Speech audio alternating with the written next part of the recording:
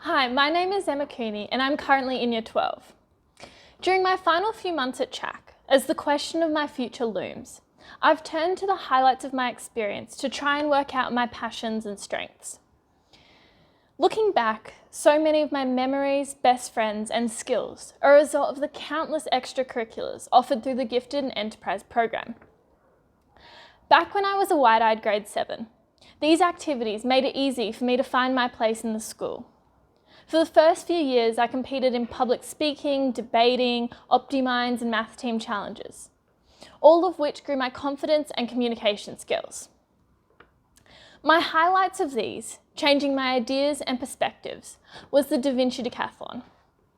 For 5 years, in a team of 8, we competed in tasks ranging from ideation and philosophy to the usual English and maths. We all fed off each other's ideas and energy and gradually realised every single one of us brought a necessary skill to the team.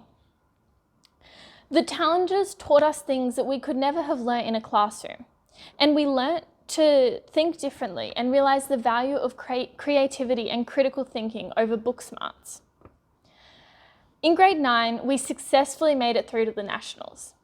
As an ambitious and loud-spoken Year 9, the ideation round, a creative problem-solving task, was going to be a breeze.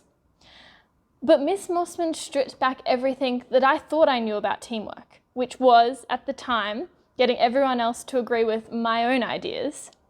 And she gave us a step-by-step guide to active listening. In that room, I had a light bulb moment, realising the value in actively listening to my talented peers. This light bulb didn't come from someone else telling me I had to listen. Rather, it was us sitting in that room, trying out a real-world brainstorming strategy and realising how effective it was. Similar light bulbs, but most importantly, some of the most fun times I've had, came from the 8-week OptiMind challenges each year. The open-ended questions were my team's pure bliss. As artists, poets and dramatists combined to compete in the language and literature division. These lunchtime meetings, at the time, just seemed like a whole lot of fun. But it was teaching us how to brainstorm, incorporate each other's ideas, and be creative with such a broad stimulus. It wasn't until later that I realised the skills we were developing. As I entered my senior years at CHAC, I no longer had the luxury of filling up my time with all these extracurriculars. But when Miss Mossman approached me with an opportunity to attend the Young Women Leaders in AI camp last year, I knew I had to apply. I found myself in a team of women nearly 10 years older than myself, as we tackled some of the world's biggest problems using AI. Up until this point, I only saw the Gifted and Enterprise program as a sideline to my academic endeavours. It offered challenge and excitement, but I still thought a good ATAR would be what I needed to be successful. But I soon realised that in that team, it wasn't my maths or chemistry skills I was drawing upon to make myself useful.